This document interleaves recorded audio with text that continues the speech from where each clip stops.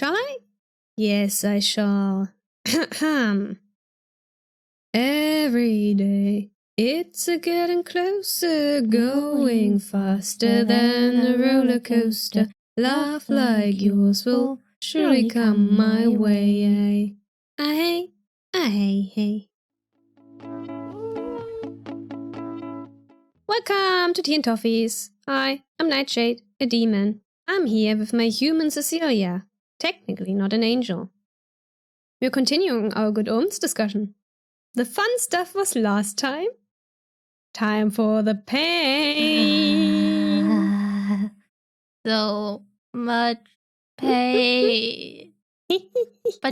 but first, some sweetness, okay? Oh yes, yes. We got quite the romantic season ahead of us.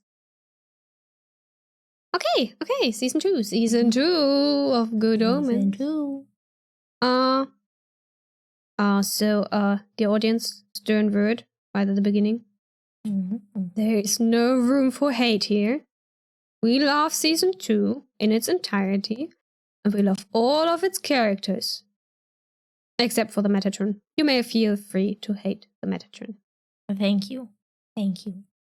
So I will premise this with admitting that I am cruelly biased, but I will try to stay fair to Aziraphale. Because, Aziraphale is endearing, but Crowley is... Well, he's a kitty cat in dire need of protection and lots of hugs. Yes. Although, Aziraphale could also use a lot of hugs. So, yeah, I've seen quite some Aziraphale hate going around stemming from that scene in Season 2, Episode 6. And, I get it, but I also disagree with it. Okay? I have a lot of stuff to go into why Aziraphale did what he did, why Crowley did what he did, so... What I've also seen is criticism of Season 2. I've read that. Because I was like, okay, I want to see what people think, and do they have some valid reasons for not liking it? No, I don't understand the criticism. But, first of all, remember, Season 2 is the middle act. It serves to set up the sequel Terry and Neil never got around to making, which will be Season 3, hopefully. If you did not like Season 2, alright, sure. Everyone is entitled to their own opinion. I know I am biased, extremely biased, although I do generally try to approach our chosen topics from all angles and try to, read and listen to different opinions and see what everyone has to say, but it doesn't change the fact that I am as biased as you humans are. And I relish in it, because I'm not hindered by the need to be nice. So, maybe you may want to skip the next parts if you didn't like Season 2. I'll probably offend you. Definitely not sorry. But you should stick around to, our discussion, or my analysis of the scene. The final scene. The scene. So, let me address some of the things I read that people didn't like about Season 2. Lack of stakes and plot. To which I say, did you watch Season 1? Because it's all about how incompetent our two idiots in love are, and Season 2 is also all about how incompetent our two idiots in love are. And why do we need high stakes in a character-driven story? High stakes can be nice if done well. They are tedious when done badly. But I personally don't need a story to have high stakes to be enjoyable. People can create enough drama all on their own. What I also saw was people Gabriel's too random, choosing not to restart Armageddon. And I'm like, he's the Archangel Gabriel. The Supreme Archangel Gabriel. Yes. He has such a massive ego. He does what he wants simply because he can. Or thinks he can. More notes on that later. Another criticism. This one confused me, but the minisodes/flashbacks didn't contribute anything. And I'm like, well, for one, they did contribute. Yes, they did. Stuff. They are there for a reason. They did contribute a lot. And for another, the flashbacks in Season 1, Episode 3 weren't any different. And we loved them for how brilliant they were. So, these ones are the same, so you should love them all the same. There's literally no difference. It's about Crowley and Aziraphale. a demon and an angel who love humanity, who are, at their core, people, and who also happen to be in love.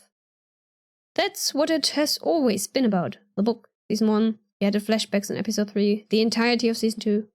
Yeah, the long, pre-intro we got for episode 3 in season 1 was one of my favorite parts of the season. And now we got that sprinkled throughout season 2. And I'm gonna say it now, I like season 2 more than season 1. Same. And, okay, this next one is the one I understand the least. How do I... Apparently, some people think that there was no need to turn Aziraphale and Crowley's friendship into romance. I don't even know where to begin. Like, me neither. Look. If I were to go by human labels, I would identify as aromantic asexual, right? I don't really truly understand the concept of love, right? Mm-hmm. Which will become problematic for one of our episodes planned for next month, Twilight Evergarden. But I still understood from reading the book, watching season 1, that Aziraphale and Crowley are in love. I think, actually, with these two, it's easier for me to understand because I can relate more to them than what you humans usually see on screen. Clear love. It was pretty clear even before season 1 came out that these idiots are hopelessly in love with each other. Season 1 solidified that. Neil Gaiman confirmed this before and after the release of season 1. The actors themselves and the producers confirmed that after the release of season 2, but I mean, there's this interview with Michael Sheen on the season 1 episode commentary. I mentioned that last episode. It's like, yeah, these two are in love. Mm-hmm. The love story between Crowley and Aziraphale was not put in season 2 for fan service of anything. It was there from the beginning. Yes, it was there from the beginning. And Neitshayd previously accused me of not picking up on important subtext, but these people are way worse than me. Yes. And last criticism, is it all ridiculous nonsense? I mean, yeah, sure. So was season 1. And we loved it. In conclusion, I do not understand the criticism. Give me something substantial, people. Or accept that it's actual good stuff. It's really good stuff. So accept it. Just do. Okay, if you, dear audience, have some criticism that you think is actually worth mentioning, actually proper words are failing me. Anyway, something that I did not already deconstruct, or maybe something to add to that or explain further stuff. Why don't you comment it? I'm really curious. I'm really curious. Me too. So far, I haven't seen any proper argument as to why the season is bad. But yeah, like I said, I'm biased, obviously. I think we needed this season to flesh out the fundamental problems in Crowley and Aziraphale's relationship. That's what it is. So, before we actually get into it, we see some familiar faces in new roles this season. For example, the actors Nina and Maggie played satanic nuns in season 1, and they returned for season 2 to play characters that are named after themselves. Yeah, and if you hadn't told me, I probably wouldn't have noticed. But it was so obvious. Madame Tracy is now Shax, and Shakespeare is now Furfur. What? Yes. Okay. That last one I didn't notice either. I was like, ooh. The other 3, yeah, but this one, wow. Onto a sad realization. The episodes are now 46-ish minutes. Season 1 was 56-ish minutes. Which means 10 minutes times 6. We lost 1 whole hour of content to the pandemic. Ineffable wives got lost to people running around like headless chicken. Okay. More fun stuff. The intro sequence of season 2 is a direct continuation of season 1's intro. And as such, there is so much going on. I don't know about season 1, but in season 2 there is a part of the intro that slightly differs between each episode. It's also quite fascinating to think about all the CGI that you just don't notice in this show. It's just small stuff sometimes, like the backgrounds, like when you look far into the distance, that they weren't actually part of the set. Or the Bentley weaving through traffic and all the other cars around it. Like, cars in general, it's just hand-animated cars, and they look so realistic, and there's so much more. It's awesome. Yeah, it really is awesome. And if you watch the series, then watch the extra stuff as well. Each episode got new behind-the-scenes content, and I quite enjoyed every bit of behind-the-scenes content. So, watch it. Yes, I enjoyed it as well. Now, for some episode commentary and tidbits. We start season 2 as we started season 1 with before time stuff, like way into the past. Mm-hmm. We start even earlier than we started with season 1. We start with Angel Crowley. And he has this crank thingy that he uses to start up his nebula. It reminds me very much of the Bentley crank thingy that he held onto in the last episode of season 1. Was definitely intentional. So, Angel Crowley does his miracle movement from above downwards. I remember that, which is nice. No. Nice. Also, he's so excited. He's so excited. Yes, look how much fun he is having creating the universe. It's like, oh, yes. Well, part of it. He only created a small part of it.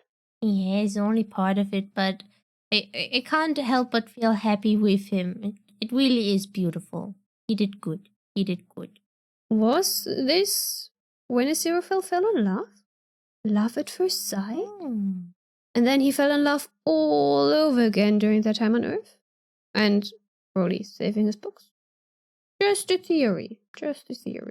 I'm very much on board with that theory. Also gives the finale of season 2 more weight, considering where it went wrong. Also, Crowley was so excited, and now they're telling him it's going to be shut down in about 6,000 years. Yeah, he's so disappointed, as am I. Also, Aziraphale getting increasingly uncomfortable with all the questions and talks of suggestion boxes. Yeah, Crowley questions the decisions, and Aziraphale doesn't think it's wise to question stuff. Yes, and there's the wing! Aziraphale being sheltered by Crowley. Yes, very lovely. Also, I could swear there was a scene in the show where we see Crowley and the others about to fall, and Crowley says to Aziraphale something along the lines of, seems like she didn't like the idea of the suggestion box very much, and I'm like, I could swear it was there, but I couldn't find it upon rewatching, which, probably fanfiction, darn it. Mm-hmm. Well, that wasn't in there. Nope. Would have been cool though. Yeah, would have been so, cool. One of the very few things that I do not like this season. The fact that Angel Crowley has white wings. It would be fine if, like, Demon Crowley has wings that were once white, not just now so dirty that they're grey, but no. Demon Crowley has pure black wings, and Angel Crowley has white wings. Because this means angels have white feathered wings, and demons have black feathered wings, and all the colors that were promised to us, that were supposed to be independent from the angel-demon thing, will never happen. No blue, no purple, and no rainbow-colored wings. How unfortunate. Pity. Let's just jump to another scene. Aziraphale owns the entire building. Which, yeah. But how does he pay for electricity and warm water? Because he sure as hell isn't selling any books. Crowley I can see being rich thanks to some investments and such. It's just, I want to know how they both get by money-wise. We know that Aziraphale is renting out the record shop. But he's not making any money from that. not anymore. I doubt he was making much money even before the lockdown stuff. I suppose maybe he just miracles his bills away? Just like Crowley throws his in the bin. Well, could be. There's also a lovely nod in this episode to that bit about secret agents meeting in St. James's Park in season 1, when one of the agents starts talking to Crowley. I like that. Yes. Holy shit. There is a naked angel walking down the street. Neitshayd, I think you previously mentioned something about that scene to me. Like something to do with why all these people are staring. So I did. Yeah, because angels have to make an effort to not be sexless. I have the exact quote in my notes twice. I already quoted it under the book section last episode, and I will quote it again later.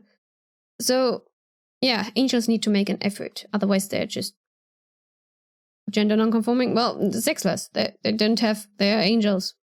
Gender, what is that? So there is speculations. Did Gabriel make an effort? Are people staring because you can see his effort? Or are they staring because there's nothing there whatsoever?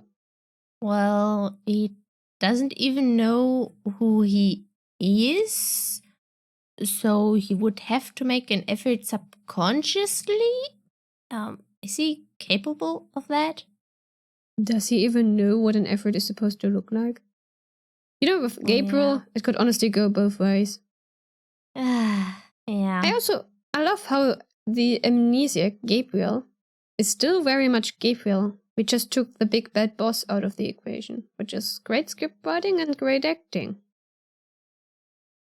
On the matter of angels, Michael is so freaking pretty this season. Like, she was already pretty last season, but damn, she's pretty. I really like Michael. Well, not sure about the personality, but like look-wise, yeah, pretty angel. Let me quote Gabriel for once. You know what it's like when you don't know anything at all, and yet you're totally certain that everything would be better if you were just near one particular person. And then you watch a serial fellow who's clearly thinking of Crowley and getting nervous. He's like, no, certainly not. I have no idea what that feels like. And then he panics and is like, what makes you say that? And I'm like, I wish I had the script book for that scene. It's very interesting to watch. Yeah. So we also get a box. The naked angel brings a box, and what's in the box? A fly is in the box. I have the exact same note. Almost exactly word for word identical. My note says, fly! What's in the box? Flies in the box. So we share one brain cell? No. We just have some telepathic connection. I have way too many brain cells for you to be able to cope with. Yeah. Checks out. But yeah, basically, so naked angel that doesn't remember shit, and it's like, I don't know what to do. Let's call Crowley. Switching to another scene. We're just jumping between scenes. I love Muriel's outfit in heaven. The skirt, the stockings, and the shoes. It's lovely. Muriel in general is adorable. Yes, so cute and quite naive. Yes. So Muriel is adorable, Michael is pretty, Saraquiel is actually kind of cool, and Uriel is a bit, but they're also cool. Yes. Also, something I noted at that point, the way they shot scenes, the camera movement stuff, I don't know what it's called. It's brilliant. I think it's called camera work, but I'm not sure. It is brilliant. It is brilliant. They show some of how they did that in the extra content stuff, but like, wow. Love it. Yeah. I love season 2. for all the Ineffable Husbands scenes we got, for the acting, for the way Aziraphale and Crowley, act around each other.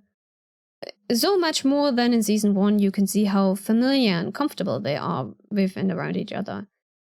So many details in their interactions. I could fill hours and hours listing them all, and I probably would still be missing so many. Which of course makes sense, because they are supposed to be on their own side right now, right? Yeah. Right? Mhm. Right? No, they're not, but they don't really... There's no use in hiding anymore. So they are more openly affectionate. Most obvious one, they are making it a point that Crowley takes off his sunglasses in the bookshop. Less obvious, the looks, the micro expressions, the way they move around each other.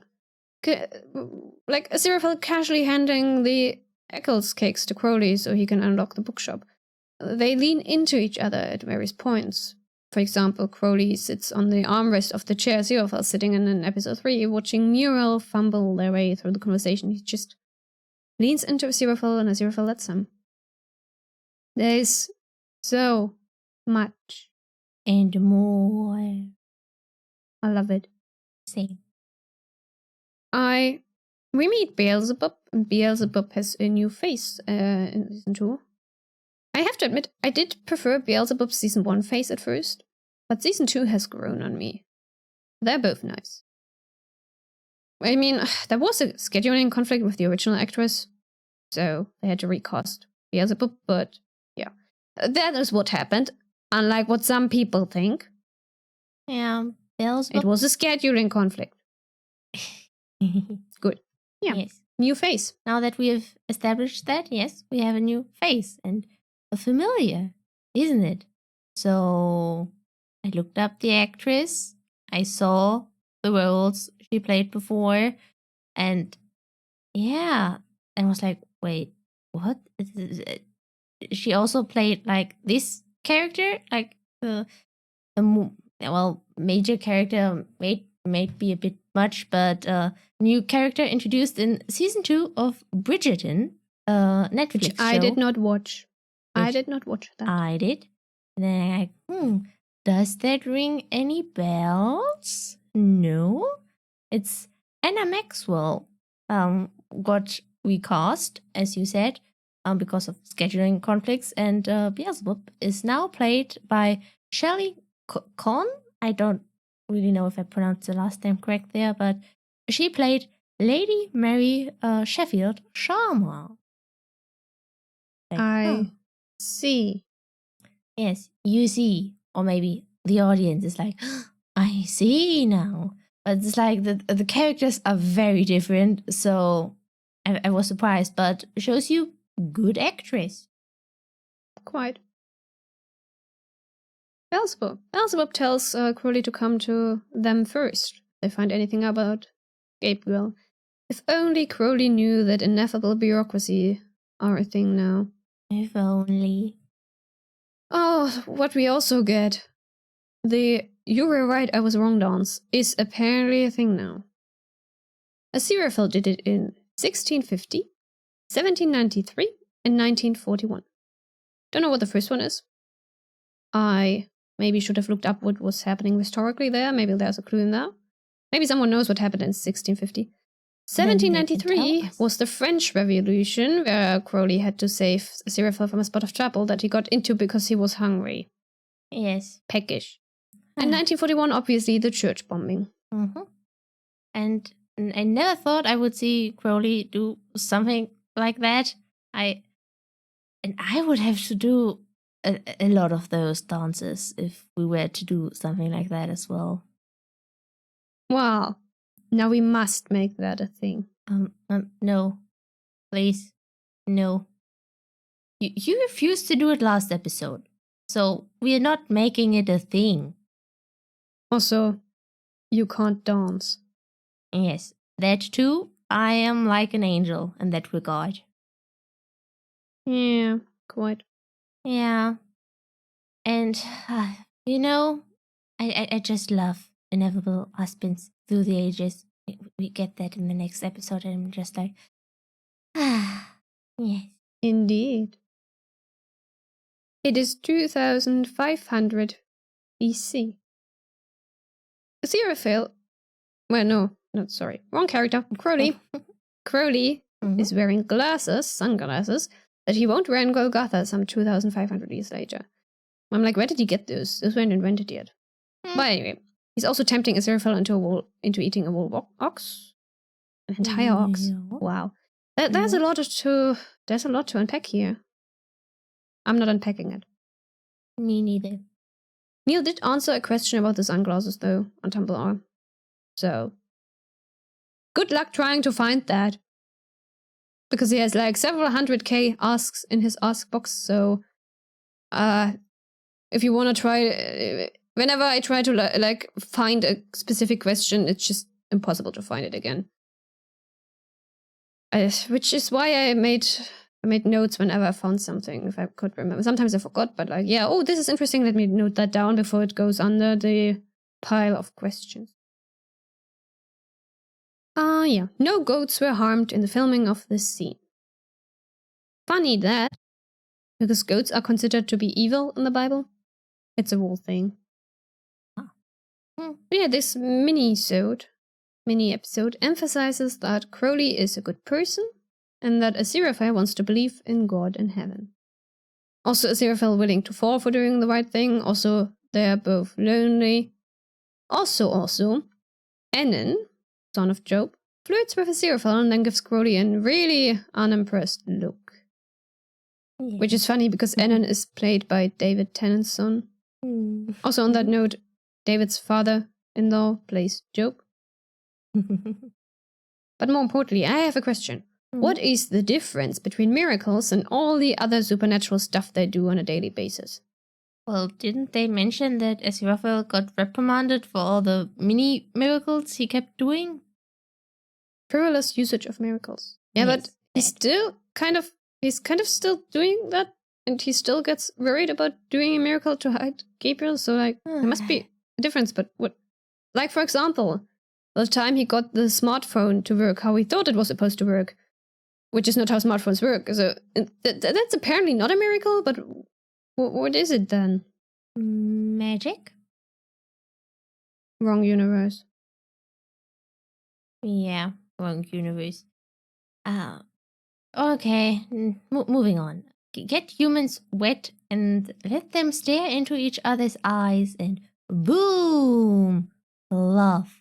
And Crowley is not entirely wrong. That's a common trope, so of course you would try that.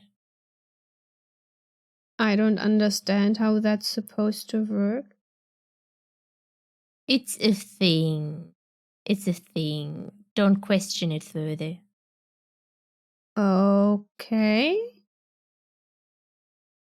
However it is supposed to work. Interesting to note, Crowley thinks the height of romance is finding shelter from rain. Eden, much? And Aziraphale thinks the height of romance is a scene from a book. Perfectly in character. But back then they sadly didn't stare into each other's eyes. Also books, on the matter of books. The book, Good Omens, is apparently a thing in the world of the TV series, and Aziraphale he owns a copy. So, the Bentley. Aziraphale calls it our car. Yes, it's our car. They are practically married, so checks out. Except they're not practically married. Because they don't freaking communicate.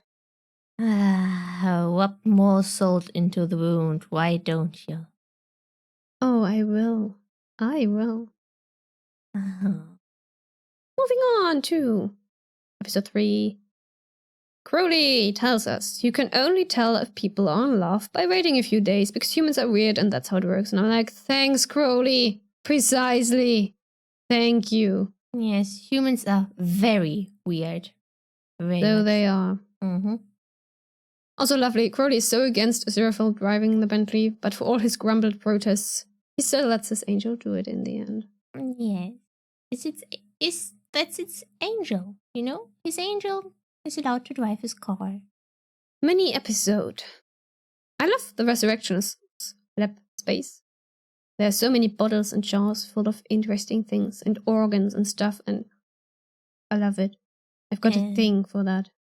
I know you do. And I don't think it works like that with the Mr. and Doctor just because he's a surgeon, not a doctor.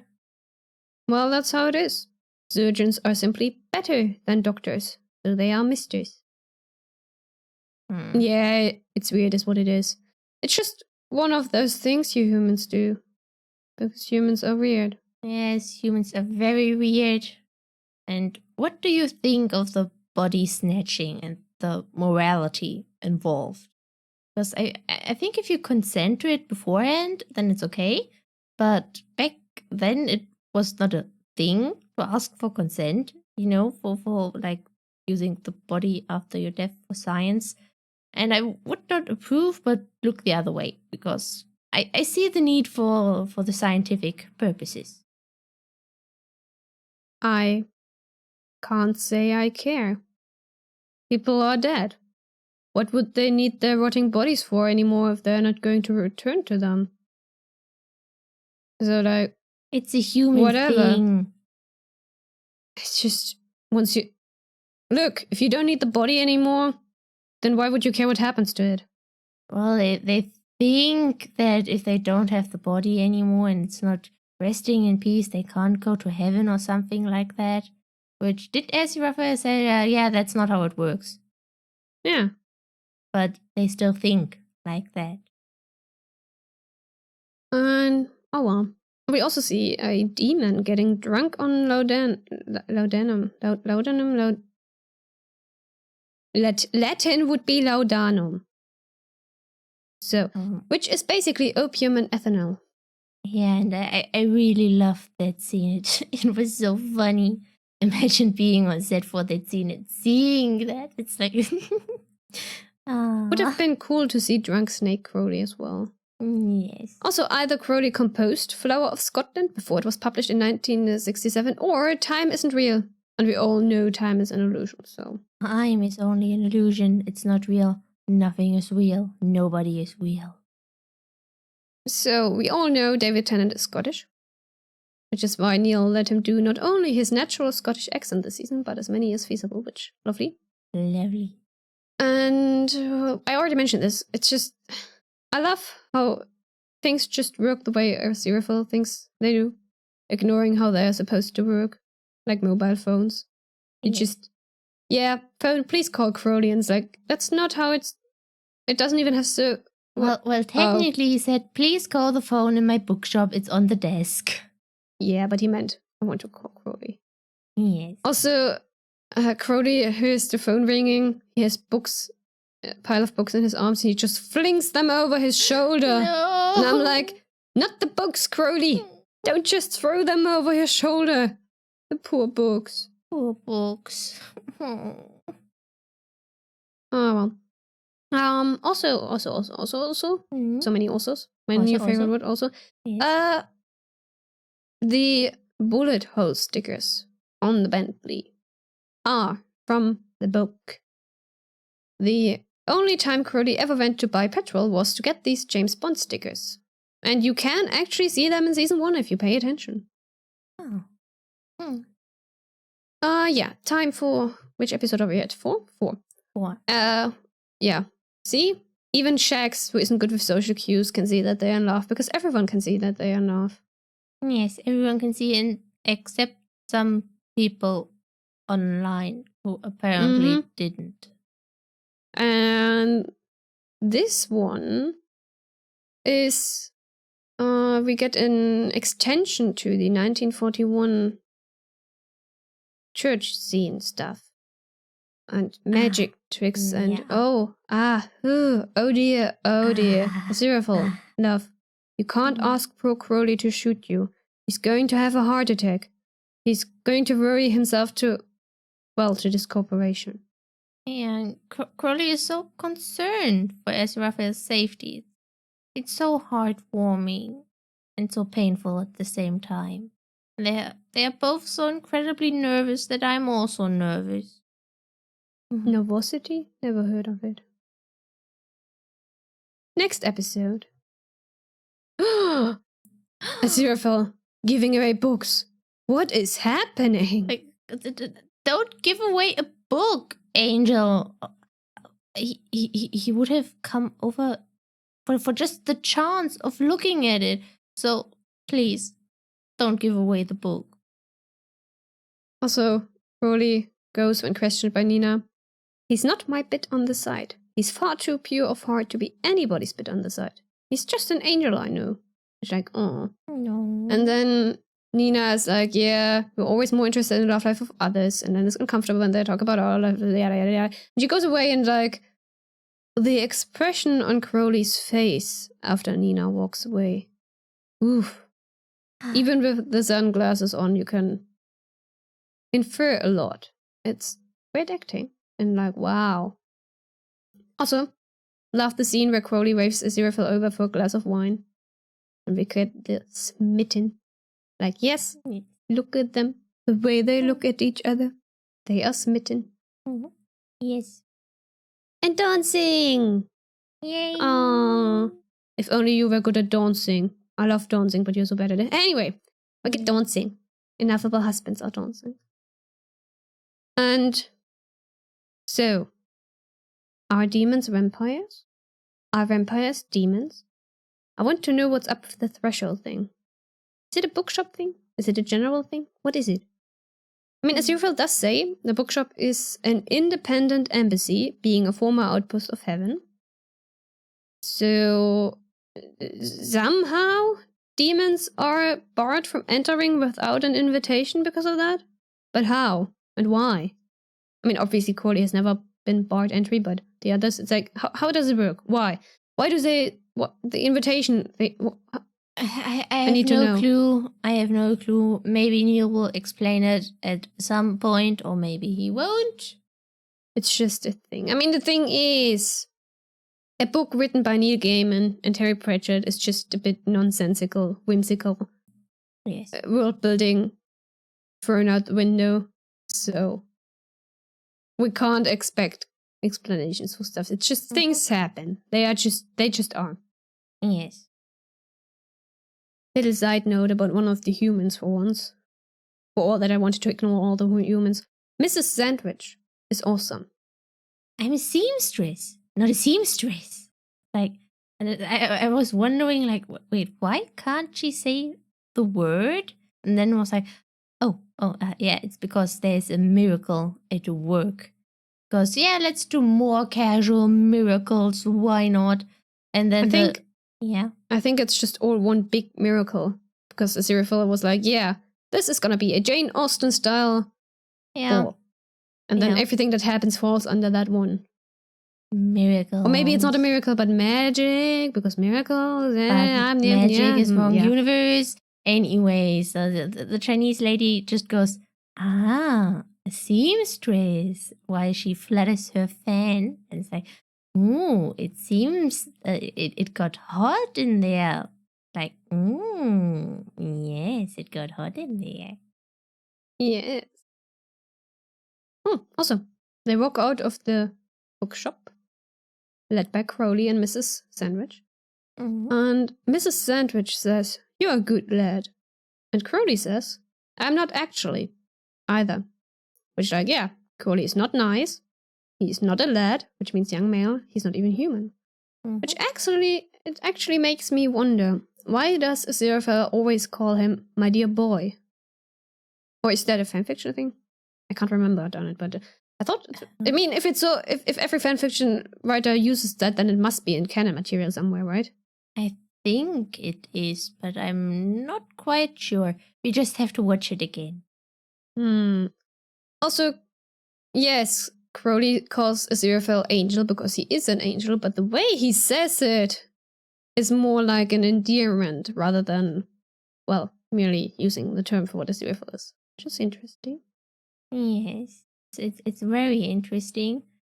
And so, are you ready to go into the final episode?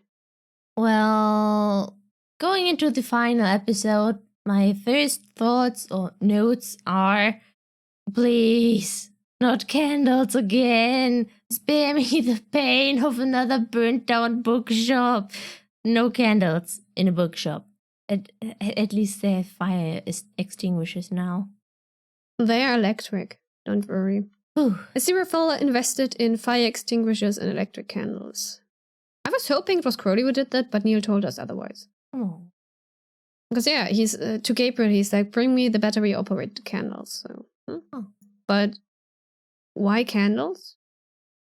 Like, it can't be the wax or fire, but because like battery-operated candles apparently work just as fine. But yeah, the atmosphere. But do electric candles do that? Like, I personally think they don't quite cut it compared to real candles, especially compared to scented candles. So, why candles? Scented candle. Maybe it's just emission of energy, because like burning flame emitting light, it's both energy. But electric candles do not have flame. Yes, but they're basically just light bulbs. I have no clue. Ask someone else. Well, a popular fan theory is that Crowley was Raphael before he fell. But archangels are a bit complicated. Like, who are, which name, complicated. It's just complicated. Like angel hierarchy is complicated, because sometimes the archangels are actually way lower than in others. It's really complicated. So, as Crowley is not that angel anymore, making his angel name sort of a dead name, we shall likely never know who he was before. Or rather, whether he was a canonical angel and therefore of importance in one way or another. Unless we get another I like the idea flashback. of him being. I like the idea of him being Raphael, because Raphael was the healer. It fits with Crowley. Something this episode. I mean, also if you watch extra content, the devil's in the details. One thing they mentioned in the extra stuff, or they showed us, that you can see the recorded angel conversations reflected in his sunglasses, which is entirely CGI. Something I noticed, and maybe some people on the internet as well, maybe there's a picture somewhere, there's probably a picture somewhere on the internet. Crowley put a sticker over his snake tattoo. If you pay attention, very close attention, you can see that it is a sticker that he put over his snake tattoo thingy. Details.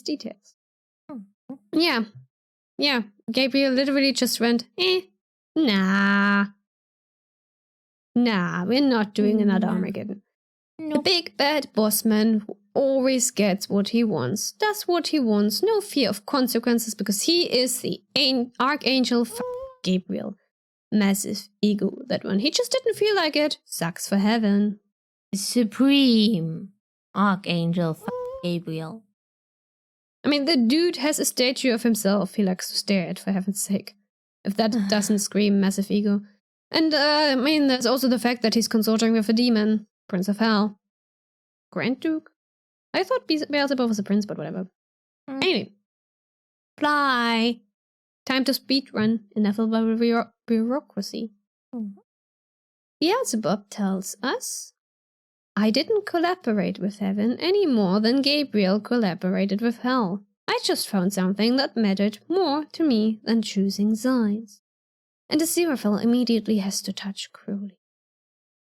And the native get this little smile on Crowley's face when he sees through the windows how Aziraphale shuts them all up with a bell. And he enters and he's like, why don't you run away together to, like, Alpha Centauri? And Crowley says that, and Aziraphale gets this conflicted expression on his face. I wonder why. I wonder why. Also, So, according to Neil, Aziraphale doesn't know that Crowley is not living in his old apartment anymore because Crowley isn't telling anyone. Shax is the only one who knows because Shax is living in that apartment. The Aziraphale didn't know about Crowley's living in the Bentley situation. But when Crowley asks Shax for his flat back right in front of Aziraphale, Aziraphale doesn't look surprised. he just continues to look at Crowley fondly, like, huh? Huh? Maybe Aziraphale is just lost in his thoughts. Yeah, maybe, but it's like, I would have thought if he didn't know that, he would be like, oh, wait, what? You what? What? Well, what now? You Like, should have Crowley told me. You could have moved into the bookshop. Yes! Crowley could have lived in their bookshop. Bookshop. I think perhaps Gabriel went to the bookshop when he was amnesiac, because Aziraphale is the only other angel he knows who fell in love with a demon. Something to think about. Yes. And also, can you imagine Crowley taking the vacancy in hell? Beelzebub's throne? He wouldn't. No. He wouldn't, but just Aziraphale coming back to down to like do stuff. And then it's like, oh, Crowley is, oh dear. He would do that just to spite his angel.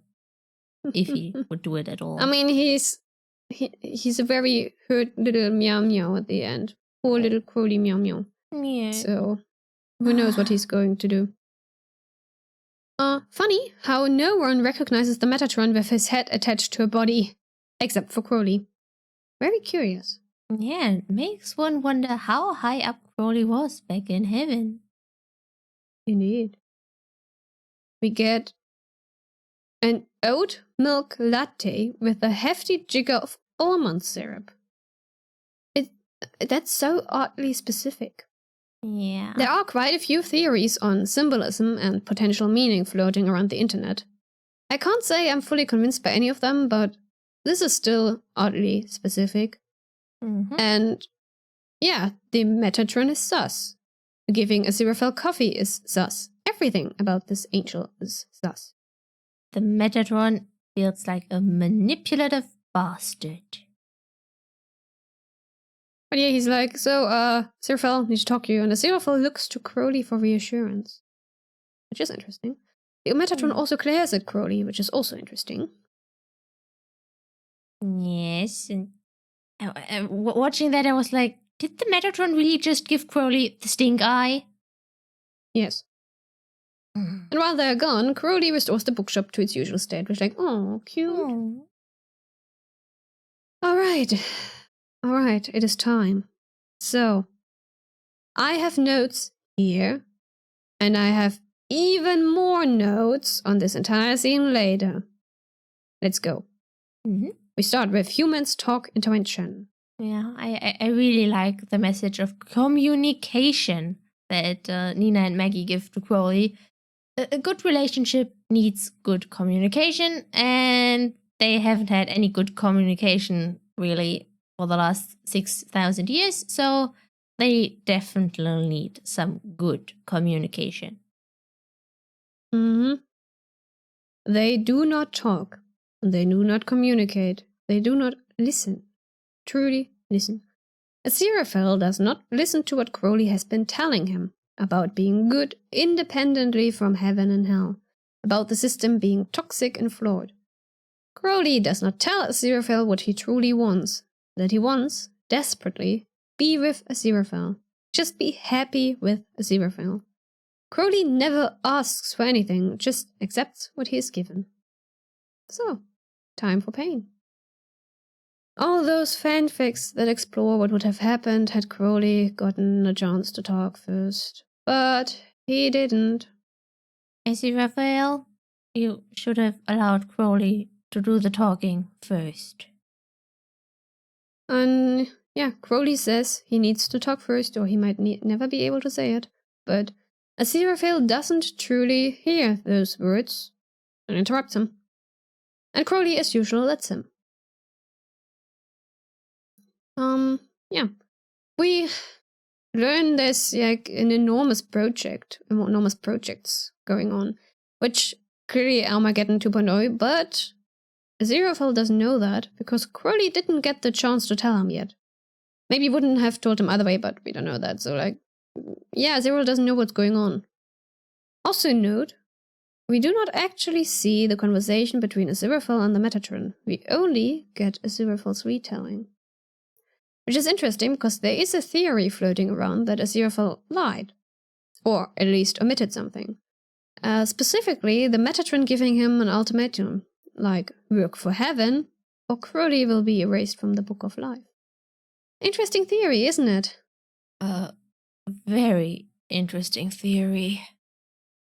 And yeah, everything goes wrong. As Aziraphale says, well, obviously you said no to hell, you're the bad guys, but heaven, well, it's a side of truth, of life. Of light.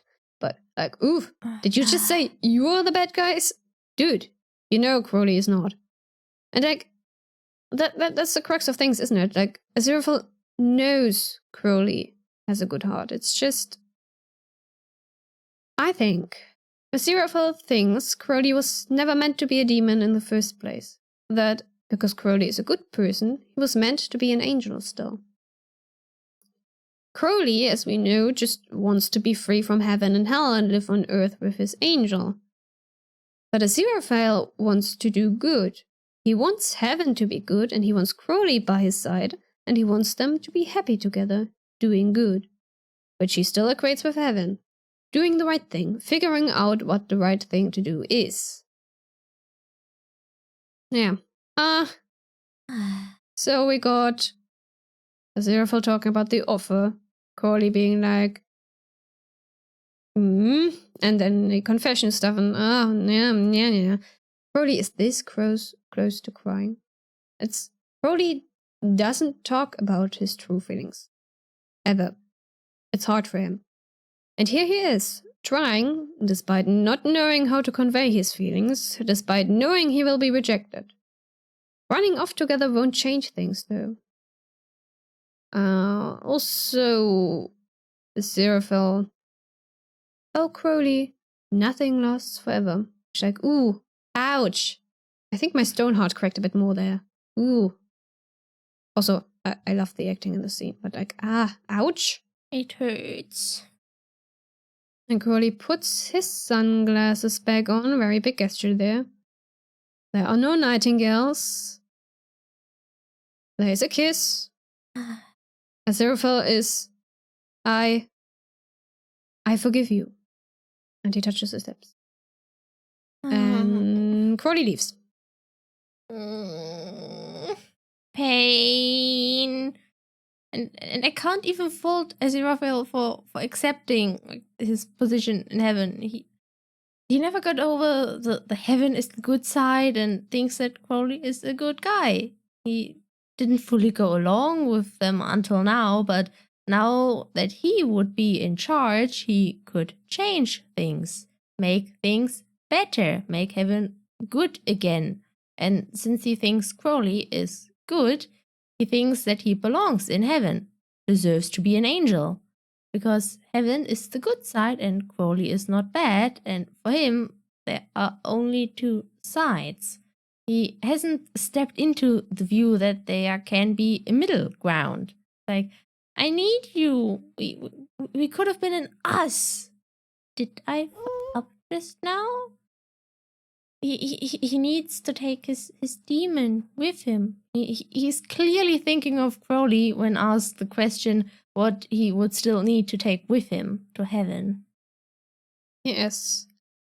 As Aziraphale keeps looking to the side, to where the window is, to where, as we learn once they exit the bookshop, Crowley is waiting by the Bentley. He is waiting and watching. But yeah, no, Aziraphale steps into the elevator. Crowley goes into his car, Ineffable Husbands song plays, Crowley turns it off and drives away. My poor heart. It suffered a lot during the last bit. As did my eyes. They had to deal with some salt water. I got stitches in the side for laughing so much. Why did they have to give us all this sweetness only to rip my heart out at the very end? Neil was cruel when he wrote that. And I demand another season. I demand it, or a book, or whatever. Just don't let it end with broken hearts. there will be something, be it a third season or book. We shall get our happy ending because Neil promised. So, the ending of season 2 is actually... Oh, wait. Spoiler for Of Black Means Death. The ending of Good Omens season 2 is actually very similar to the ending of like... Your mic cut out again. No. Like, okay, And now you sound different. And now I can't hear you again. Can you hear me? Yes, now I can hear you. And it's the good mic again. Oh my gosh, why would it do that? The ending of Good Omens season 2 is actually very similar to the ending of Our Flag Means Death season 1. Our Flag Means Death is a gay pirate rom-com, by the way, for those who don't know. Gay pirate rom-com. We haven't been able to watch it yet, because it isn't available anywhere where we currently live, but we will watch it one day. Make an episode on it. So the circles I follow online, Tumblr especially, just bombarded me with tidbits and incoherent squealing and spoilers and such, and I decided to roll with it and read up on what Our Flag Means Death is about and how it ends and all, so I know stuff. And I lost my thread here. I don't know what I wanted to go to. Oh yeah. Basically, when Good Omens season 2 came out, Our Flag Means Death and Supernatural were trending on Twitter. Sorry, X. Which I get why Our Flag Means Death would be trending, but Supernatural is just unfair. That's unfair. We did not bury our gays. That's not what happened. No. Good. All right. Before I start on my really, really long analysis on the ending, let's talk a bit about diversity and gender representation. Ethnicity. Which, all I have to say is watch the show. It's quite diverse. Yes. There are people of color everywhere. The historical flashback scenes take into consideration where they take place, which is nice. We got a diverse cast. We got an angel in a wheelchair. Like, also Amazon coming in with the extra money for the floating wheelchair CGI. Nice. Nice. More importantly, I adore the gender representation in Good Omens.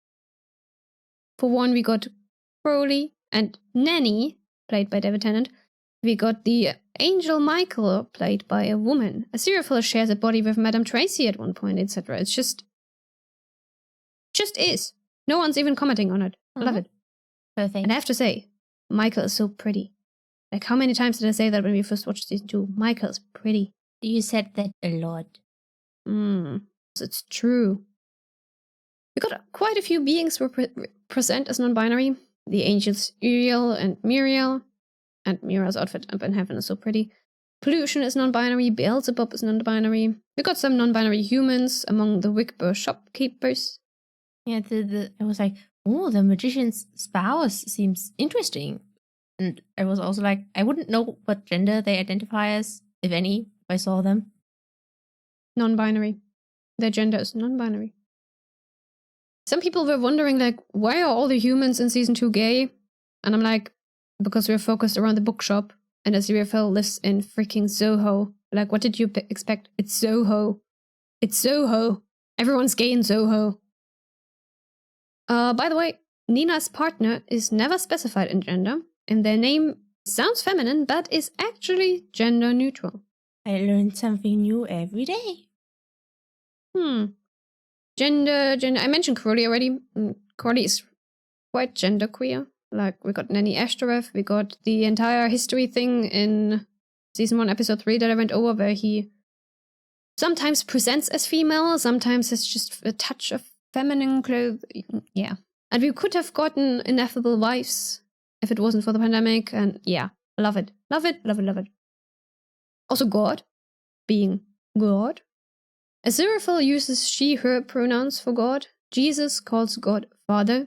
And according to Neil, Crowley uses they, them pronouns for God. And of course the angels, being technically genderless, of course. Which means demons are genderless too. Like, angels are sexless unless they really want to make an effort. This is also a truth in the Sandman Lucifer comic universe, but got changed in the Lucifer TV series. Judge is still out on Sandman, but yeah.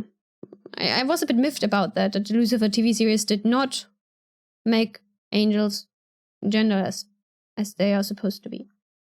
But in the Sandman comics and the Lucifer spin-off comics, they are. And I think they might do that for Sandman as well. I mean, we got Lucifer played by...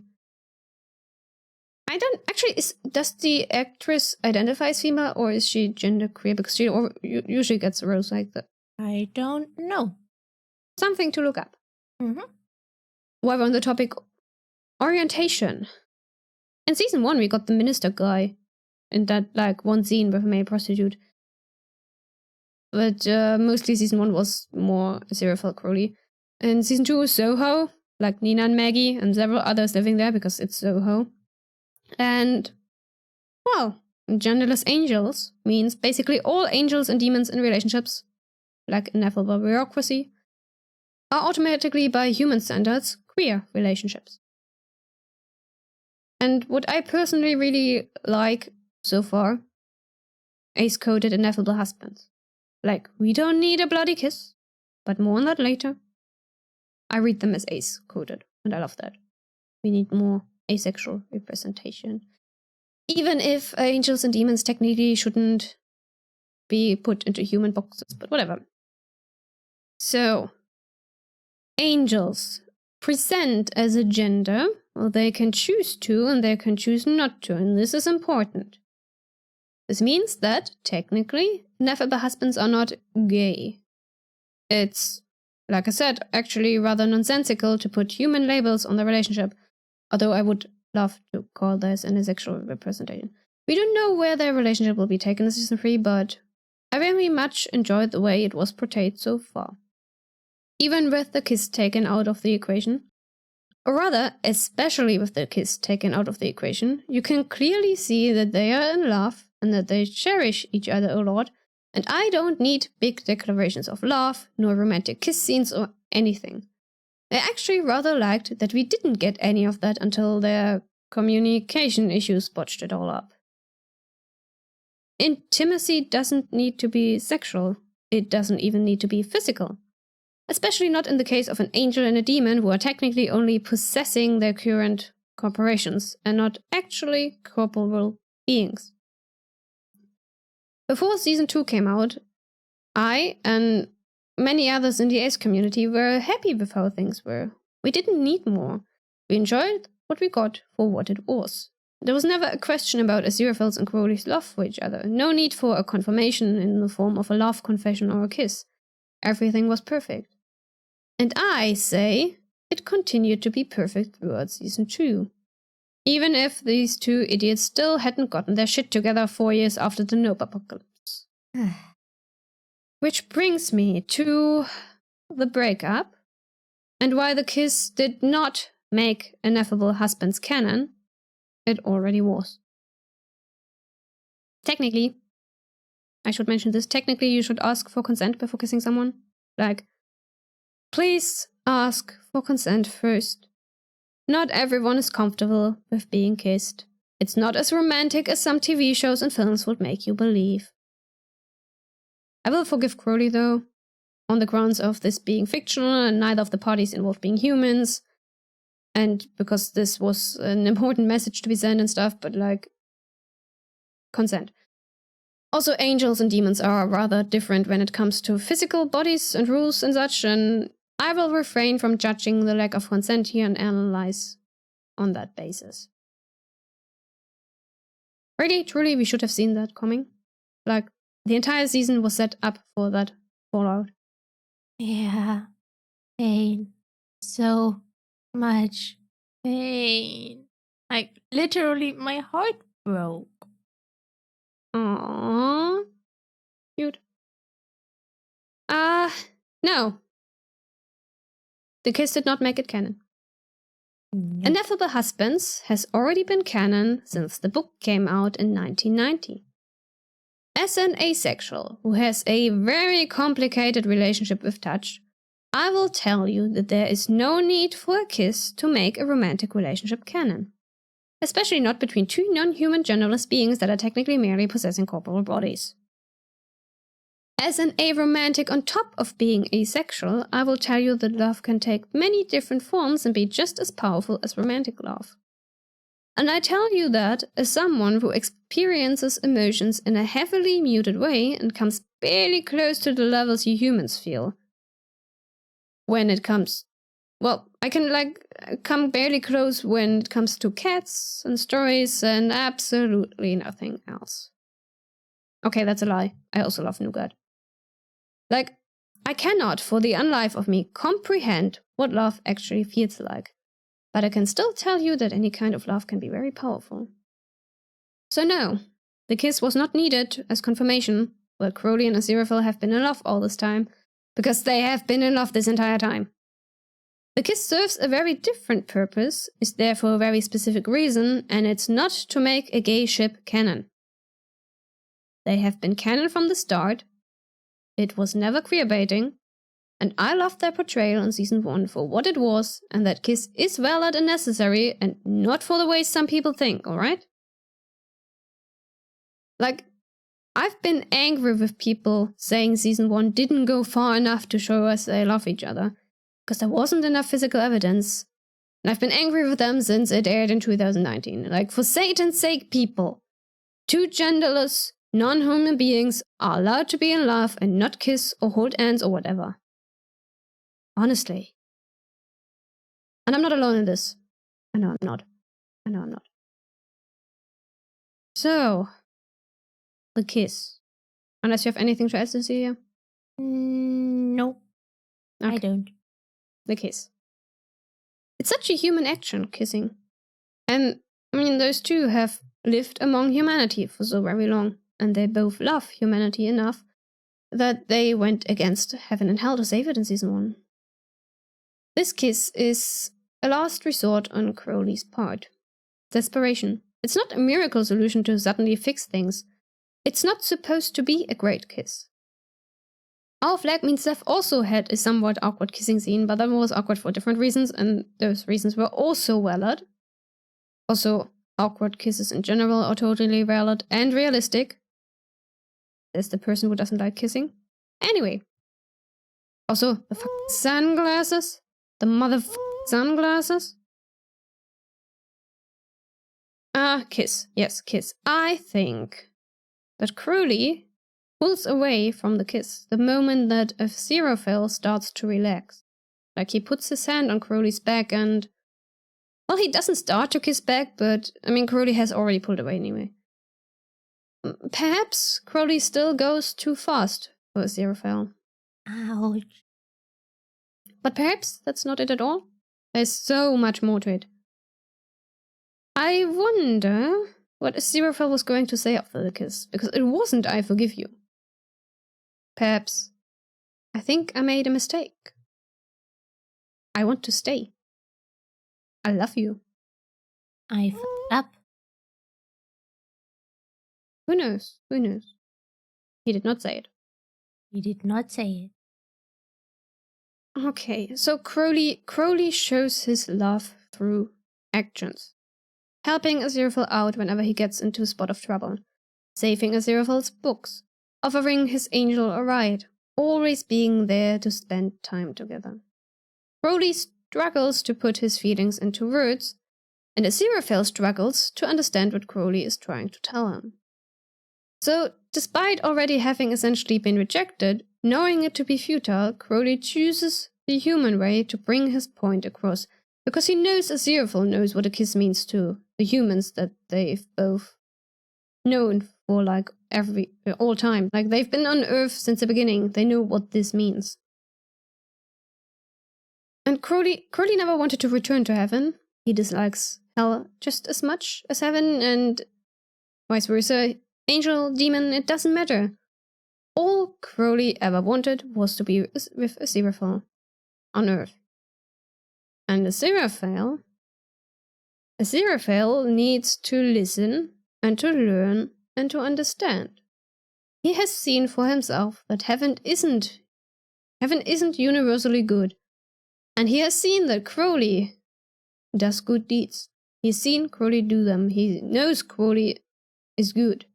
And Crowley isn't good despite being a demon. Crowley is just inherently good, and it has nothing to do with being a demon nor an angel. Heaven is... corrupt isn't quite the right word, but Aziraphale doesn't even know the full story. Crowley, from what we learn from his conversation with an amnesiac Gabriel, never told his angel about what happened at Aziraphale's punishment. A trial that never happened. He hasn't told Aziraphale why Gabriel came to them without his memories either about the new Armageddon plan, although to be fair he didn't really get the chance to before it all went wrong. Crowley doesn't want to burden his angel. He doesn't want to worry him, just like Aziraphale didn't tell him about meeting Shax. They are both withholding information, and Maggie and Nina are right, they need to talk to each other and communicate properly. Aziraphale is also the one who does not want to run away. He wants to be good and do good, no matter how hard it is, and he is willing to sacrifice his status as an angel for this. Case in point, Job. And perhaps he knew Crowley wouldn't want to go to heaven, be an angel again, and he's most likely aware of having been corrupt. It's not heaven are the good guys, but heaven are supposed to be the good guys. But in the end, Aziraphale wants to make a difference in heaven. The thing is, though, that Aziraphale needs Crowley just as much as Crowley needs his angel. And perhaps a part of Aziraphale remembers that first meeting back before the fall. Aziraphale seeing Angel Crowley being so very happy creating stars and galaxies. Perhaps this memory is, in part, what made him think bringing Crowley back to heaven with him would be a good idea. That Crowley could be an angel again, create again, and then truly be happy once more, and smile and laugh as freely as he did back then. And, in part, Aziraphale thinks that Crowley isn't meant to be a demon because Crowley is good, and it isn't right that he's not an angel anymore. Aziraphale made his choice. He might even know it was the wrong one. And, well, Crowley basically confessed after already being ejected, and they both know there is no going back from there. For now, we hope. Yeah, it has been 6,000 years of a forbidden friendship. So much pining and lots of pain, but also lots of sweet and slow and heartbreaking love. Like, remember this, 6,000 bloody years. Crowley even says in this episode, we spent our existence pretending that we aren't. And we got Gabriel and Beelzebub, Ineffable Bureaucracy, basically doing the speedrun of Ineffable Husbands but without the divorce. Ineffable Bureaucracy took 4 years to speedrun straight past where Ineffable Husbands are after over 6,000 years, and their relationships are very obviously parallel to each other, but there is a significant difference. Gabriel and Beelzebub, as people in power, never had to live in fear of the consequences of being themselves, nor of their relationship being discovered. Whereas Crowley and Aziraphale spent 6,000 years afraid of being discovered, of being punished, skirting around their forbidden friendship, never mind even daring to hope for more. 6,000 years of having to hide from higher ups. Which, would it be lower ups for hell? Lower downs? Who knows? That does tend to make for poor communication, and you don't just unlearn 6,000 years of fear and having to hide in a mere 4 years of relative peace. Seriousness aside, this is just another divorce, isn't it? Like the bandstand scene in season 1. We're on our side, and there isn't an our side, Crowley, not anymore, it's over, or the one in front of the bookshop where Crowley asks Aziraphale to run away together and Aziraphale just won't do it. I'm going home, Angel. I'm getting my stuff and I'm leaving. And then I'm off in the stars, so I won't even think about you. And then a random passerby says, I've been there, you're better off without him. Just another divorce, don't worry. I'll get over it. Hopefully. Hopefully. So, as you can see, Neitshayd has opinions. A lot of opinions. And I also have opinions. My opinions are mostly exactly the same. Maybe slightly different, but only like slight enough that it's not worth mentioning. I just couldn't have worded it so well, so I just let you go at it. So did you actually realize all of this massive subtext I analyzed all by yourself? Well, you might have talked about some of this a bit before I rewatched season 2, so maybe I had a bit of help, to help me pick up on all this subtext. Oh well, I have more to say, but I won't. Because some stuff just doesn't need to be said. So to end this whole episode, that kiss, capital K kiss, did not make Ineffable Husbands canon because they are an angel and a demon that have been in love forever and therefore were already canon from the beginning. Mm-hmm. Well, until next time. You can find us on Twitter, Spotify, and obviously on YouTube, all under Tea and Toffees. And if you enjoyed this episode, leave us a comment. What did you think of season 2? How much did you cry during the finale? And what are your thoughts on the conversation leading up to the kiss? And do you agree with Neitshayd's opinions? And then subscribe, hit the notification bell. We will see you all next time. Bye-bye. Bye.